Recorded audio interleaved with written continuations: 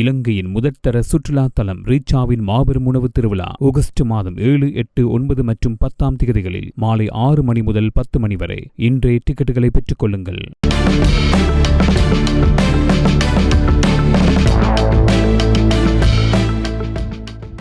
முன்னாள் ஜனாதிபதி கோட்டாபய ராஜபக்ச பயங்கரவாத தடுப்புச் சட்டத்தின் கீழ் கைது செய்யப்பட உள்ளதாக சமூக ஊடகங்களில் பரவி வரும் தகவல்கள் முற்றிலும் ஆதாரமற்ற வதந்திகள் என்று அமைச்சரவை பேச்சாளரும் அமைச்சருமான நலிந்த ஜெயதிச தெரிவித்திருக்கிறார். அரசாங்க தகவல் திணைக்களத்தில் நேற்று நடைபெற்ற அமைச்சரவை முடிவுகளை அறிவிக்கும் வாராந்த ஊடக சந்திப்பில் கலந்து கொண்டு கருத்து வெளியிட்ட அவர், நாட்டில் எவரேனும் ஒருவர் கைது செய்யப்படுவது அல்லது அவர்களுக்கு எதிராக சட்ட நடவடிக்கை எடுக்கப்படுவது அரசியல் நோக்கங்களின் அடிப்படையில் அல்ல என்றும், குற்றப்புலனாய்வு திணைக்களம் மற்றும் ஏனைய விசாரணை அமைப்புகள் சேகரிக்கும் நம்பகமான சாட்சியங்கள் மற்றும் விசாரணை அறிக்கைகளின் அடிப்படையிலேயே தீர்மானிக்கப்படும் என்றும் வலியுறுத்தியிருக்கிறார். அண்மை காலமாக சமூக ஊடகங்களில் முன்னாள் ஜனாதிபதி கோட்டாபய ராஜபக்ச உயிர்த்த ஞாயிறு தாக்குதல் தொடர்பான விசாரணைகளின் பின்னணியில் கைது செய்யப்படலாம் என்ற தகவல்கள் பரவலாக பகிரப்பட்டு வருகின்றன.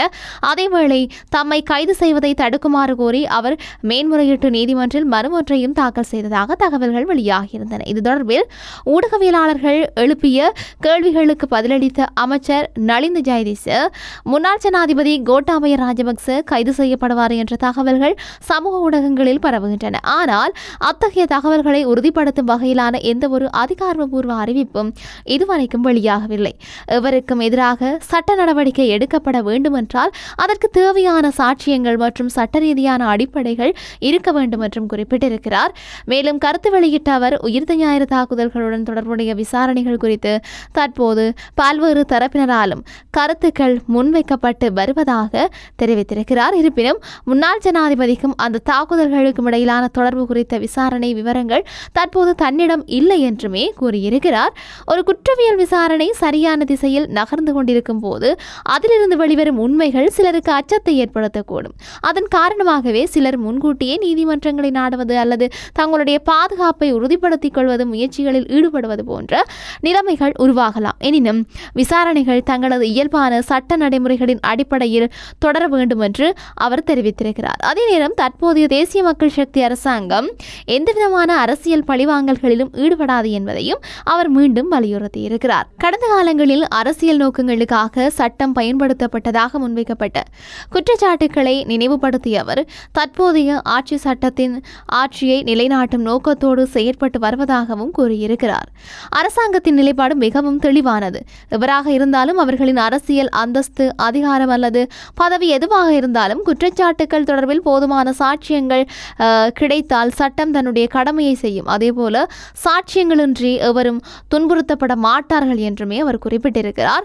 இந்த நிலையில் உயிர்த்த ஞாயிறு தாக்குதல்களுடன் தொடர்புடைய மற்றொரு முக்கிய விடயமும் ஊடக சந்திப்பில் கவனத்துக்கு கொண்டு வரப்பட்டது. தாக்குதல் இடம்பெற்ற காலகட்டத்தில் காத்தான்குடி, சாய்ந்தமருது உள்ளிட்ட பகுதிகளுக்கு வெடிபொருட்கள் ஏற்றிச் சென்றதாக கூறப்படும் லோரி சாரதியொருவர் அண்மையில் ஊடகங்களுக்கு வழங்கிய கருத்துக்களில் தனது உயிருக்கு ஆபத்து இருப்பதாகவும் தனக்கு தேவையான சாட்சி பாதுகாப்பு வழங்கப்படவில்லை என்றும் குற்றம் சாட்டியிருந்தார். இந்த குற்றச்சாட்டு குறித்து அமைச்சரிடம் கேள்வி எழுப்பப்பட்ட போது, முக்கிய சாட்சிகளை பாதுகாப்பது தொடர்பில் பாதுகாப்பு அமைப்புகள் எப்போதும் மிகுந்த கவனத்துடன் செயல்பட்டு வருவதாக அவர் தெரிவித்திருக்கிறார். குற்றவியல் விசாரணைகளில் முக்கிய தகவல்களை வழங்கும் நபர்களின் பாதுகாப்பு என்பது மிகவும் முக்கியமான விடயமாகும். நாட்டின் பாதுகாப்பு பிரிவினரும் சம்பந்தப்பட்ட அதிகாரிகளும் இவ்வாறான நபர்களின் பாதுகாப்பை உறுதிப்படுத்துவதற்காக தேவையான நடவடிக்கைகளை தொடர்ச்சியாக மேற்கொண்டு வருகின்றார்கள் என்று அவர் கூறியிருக்கிறார்.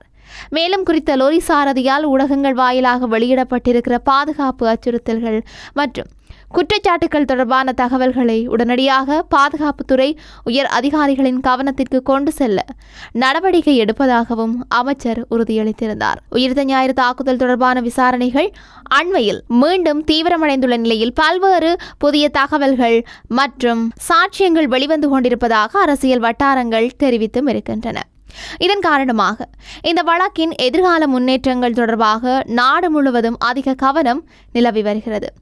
இந்த நிலையில் சமூக ஊடகங்களில் பரவும் உறுதிப்படுத்தப்படாத தகவல்களை நம்புவதற்கு பதிலாக அதிகாரப்பூர்வ அறிவிப்புகள் மற்றும் சட்ட அமலாக்க அமைப்புகளின் தகவல்களை மட்டுமே பொதுமக்கள் நம்ப வேண்டும் என்றும் அமைச்சர் நலிந்த ஜெயதிச வலியுறுத்தி இருக்கின்றமையும் இங்கு குறிப்பிடத்தக்க ஒரு முக்கியமான விடயமாகவே இருக்கின்றது.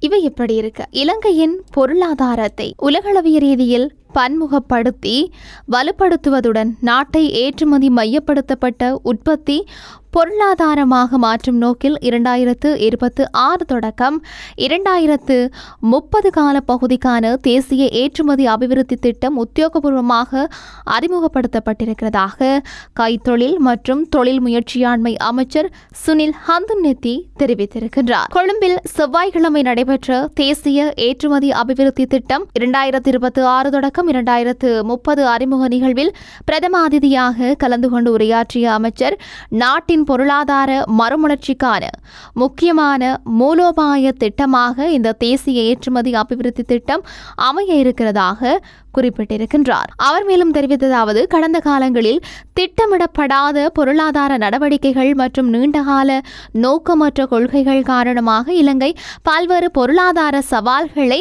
எதிர்கொண்டதாக சுட்டிக்காட்டினார். அந்த நிலைமையை மாற்றி வெளிப்படைத்தன்மை, பொறுப்புக்கூறல் மற்றும் நீடித்த வளர்ச்சியை அடிப்படையாக கொண்ட தேசிய பொருளாதார கட்டமைப்பை உருவாக்குவதே தற்போதைய அரசாங்கத்தின் நோக்கமாகும் என்றார். புதிய தேசிய ஏற்றுமதி அபிவிருத்தி திட்டத்தின் கீழ் 2026 ஆண்டிற்குள் 20 பில்லியன் அமெரிக்க டாலர் ஏற்றுமதி வருமானத்தையும் 2030 ஆண்டிற்குள் 36 பில்லியன் அமெரிக்க டாலர் ஏற்றுமதி வருமானத்தையும் ஈட்டுவதற்கு இலக்கு நிர்ணயிக்கப்பட்டுள்ளதாக அவர் தெரிவித்திருக்கிறார். இந்த இலக்குகளை அடைவதற்கான ஆரம்ப முன்னேற்றங்கள் ஏற்கனவே காணப்படுவதாகவும் 2025 ஆண்டின் முதல் காலாண்டிலேயே 4.5 பில்லியன் அமெரிக்க டாலர் ஏற்றுமதி வருமானம் பதிவாகியுள்ளதாகவுமே அவர் குறிப்பிட்டும் இருக்கின்றார். இலங்கையின் பொருளாதாரம் நீண்ட காலமாக சேவைத்துறையை மையமாக கொண்டிருந்த நிலையில் இனிவரும் காலங்களில் தொழில்துறை மற்றும் உற்பத்தி துறையை மையமாக கொண்ட பொருளாதாரமாக மாற்றுவது அரசாங்கத்தின் பிரதான நோக்கங்களில் ஒன்றாக இருப்பதாக அமைச்சர் கூறியிருக்கின்றார். இதற்காக உள்நாட்டு தொழில்துறைகளை மேம்படுத்துதல், புதிய முதலீடுகளை ஈர்த்தல் மற்றும் பெறுமதி சேர்க்கப்பட்ட ஏற்றுமதி பொருட்களை அதிகரித்தல் ஆகியவற்றில் கவனம் செலுத்தப்பட இருக்கிறதாகவும் அவர் தெரிவித்திருக்கின்றார். மேலும் நாட்டில் காணப்படும் இயற்கை வளங்கள் மற்றும் கனிம வளங்களை வரும் மூலப்பொருட்களாக வெளிநாடுகளுக்கு ஏற்றுமதி செய்யும் பழைய நடைமுறையிலிருந்து விலகி அவற்றுக்கு பெறுமதி சேர்க்கப்பட்ட தயாரிப்புகளாக மாற்றி ஏற்றுமதி செய்வதன் மூலம் அதிக வருமானத்தை ஈட்டுவதற்கான திட்டங்கள் முன்னெடுக்கப்பட்டுள்ளதாகவும் அமைச்சர் விளக்கம் அளித்தும் இருந்தார். குறிப்பாக புல்மேட்டை கனிம மணல் வளம் தொடர்பில் குறிப்பிடத்தக்க கவனம் செலுத்தப்பட்டதாகவும் உலக சந்தையில் அதிக கேள்வியுள்ள அரிய கனிம வளங்களை உள்நாட்டிலேயே பதப்படுத்தி ஏற்றுமதி செய்வதற்கான முதலீடு வாய்ப்புகள் உருவாக்கப்பட்டிருக்கிறதாகவும் அவர் தெரிவித்திருக்கின்றார். இந்த துறையில் முதலீடு செய்ய விரும்பும் உள்ளூர் மற்றும் வெளிநாட்டு முதலீட்டாளர்களுக்கு அரசாங்கம் தேவையான வசதிகளையும் ஆதரவுகளையும் வழங்க தயாராக இருப்பதாகவும் அவர் கூறியிருக்கின்றார். ஏற்றுமதி பொருளாதாரத்தை வலுப்படுத்தும் நோக்கில் கைத்தொழில், பெருந்தோட்ட மற்றும் கடற்றொழில் அமைச்சுக்கள் இணைந்து ஒருங்கிணைந்த செயற்பாட்டு திட்டங்களை முன்னெடுத்து வருவதாகவும் அமைச்சர் தெரிவித்திருக்கின்றார். இதன் மூலம் இலங்கை தேயிலை, கடல் உணவுப் பொருட்கள், கடல் தாவர உற்பத்திகள், மூலிகை மற்றும் வாசனை திரவியங்கள், ரப்பர் அடிப்படையிலான தயாரிப்புகள், வாகன உதிரிப்பாகங்கள் மற்றும் தொழில்நுட்ப உற்பத்திகள் போன்ற பல்வேறு துறைகளில் புதிய ஏற்றுமதி வாய்ப்புகள் உருவாக்கப்பட உள்ளதாகவும் அவர் குறிப்பிட்டிருக்கின்றார்.